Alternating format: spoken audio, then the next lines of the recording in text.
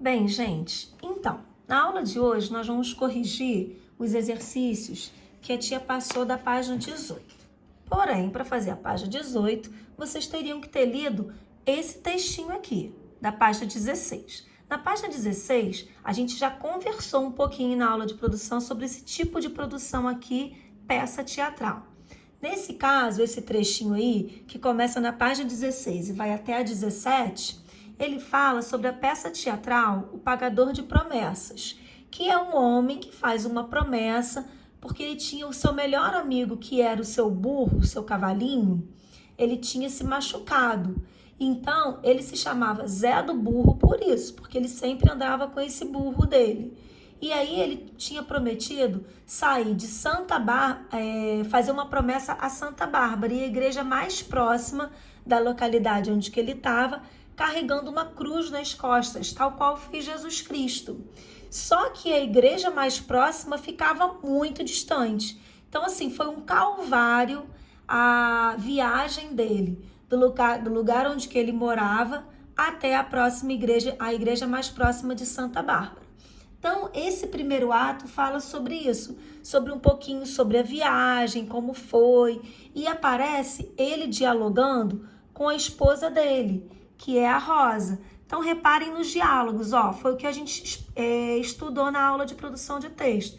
As falas sempre vêm com o nome do personagem na frente, para a gente saber quem está interpretando.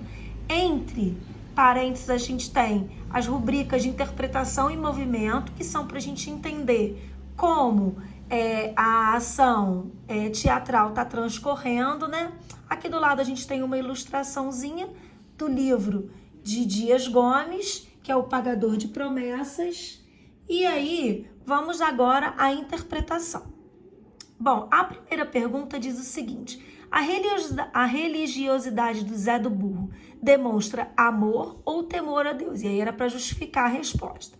Bom, demonstra temor, porque a gente tem algumas falas bem típicas mostrando isso.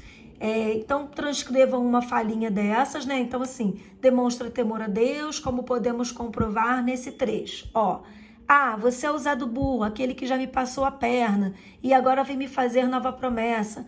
Vá fazer promessa para o diabo que o carregue, seu caloteiro de uma figa. Ou seja, ele queria mostrar que se ele fizesse a promessa, cumprir a promessa mais ou menos, porque tem um trechinho lá que a Rosa sugere que ele coloque almofadinhas na cruz, e ele diz que não podia, porque se ele tapeasse o santo, os outros todos iam saber. Então tem vários trechinhos desse, tá? Esse aqui também, tem mais. Santo é como gringo, passou o calote em um, todos ficam sabendo. Então mostram que ele tinha temor a Deus. Na pergunta da letra B, pede pra gente diferenciar o que é temor a amor.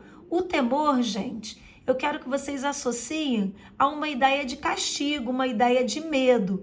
Enquanto o amor, eu quero que vocês associem a uma ideia de gratidão, de referência, de reverência, de honra, ok? Qualquer tipo de associação que vocês fizerem contendo essas ideias, já tá legal. Bom, aí na questão número 2. Na questão número 2 diz assim: além de pausas na fala, representadas geralmente por ponto e vírgula, a pontuação reproduz na escrita nossas emoções, intenções e anseios. Leia as passagens extraídas e responda as questões propostas. Bom, aí a gente tem aqui, se você não falou, podia ter botado. A santa não ia dizer nada. Então, o emprego do ponto e vírgula, o ponto e vírgula foi empregado aqui, para separar orações em que já tinham vírgulas. Então, ele foi empregado em orações que já tinham vírgulas. A letra B, a consulta lá os assentamentos e diz 2 pontos e travessão. Aí ele pergunta por que foi empregado o travessão. O travessão foi empregado para indicar a fala do personagem em discurso direto. Discurso direto, gente, é aquele que vem apresentado com os diálogos. E os 2 pontos para introduzir essa fala, tá? A letra C diz não sei se a gente nunca sabe se vai precisar, ponto e vírgula, por isso é bom ter sempre as contas em dia. Aí, ó, as reticências aqui no inicinho foram empregadas para indicar hesitação, né? Assim, ele deu aquela meia parada para refletir. E o ponto e vírgula para separar orações que já apresentavam vírgula. E no finalzinho, ali no dia, o ponto final foi para finalizar essa frase declarativa, tá, gente? Nós vamos fazer a página 19. A página 19, ela vai trabalhar mais os exercícios gramaticais mesmo. O enunciado do primeiro. Nas frases a seguir, identifique os verbos e classifique-os quanto à sua regência. É você dizer, gente, se ele é verbo de ligação, verbo transitivo direto, verbo transitivo indireto, verbo intransitivo. É isso que é para vocês fazerem. Então, a primeira coisa, reconhecer o verbo e dar a predicação dele ou a regência, porque também a gente pode nomear assim. Depois, o número 2, a gente vai identificar, ó, a função sintática dos termos destacados. O que é função sintática mesmo? É você dizer se é o sujeito, o tipo de sujeito, se é um adjunto adverbial, no caso se for uma locução adverbial, e classificar se é de intensidade, se é modo, se é instrumento, dizer se é um verbo, o tipo de verbo que ele é, dizer se é objeto direto ou objeto indireto. Então, vocês vão fazer isso até a letra F aqui, indicar a função sintática do termo destacado. No número 3, era para você sublinhar a opção entre parênteses que indica a regência correta do verbo. Ou seja, aqui nós temos o verbo paguei. Então, ó, paguei o quê? As dívidas. A quem? A minha mãe. Então, tinha a opção de ele é verbo transitivo direto? Sublinha essa opção. Ou não, ele é verbo transitivo direto e indireto? Preste atenção, aqui, ó, o que, a quem. Então, tem 2 complementos. Então, se você chegou a essa conclusão, sublinha verbo transitivo direto ou indireto.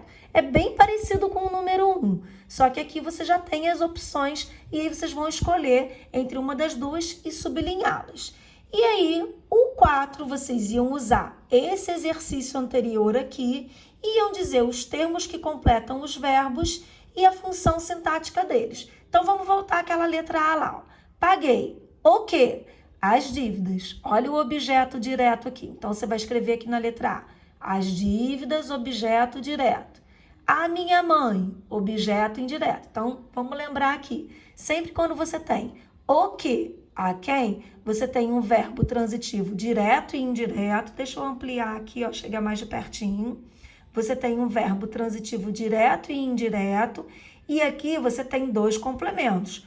Um objeto direto e outro objeto indireto. Então, é isso que você vai fazer aqui na letra A. Escrever as dívidas, objeto direto.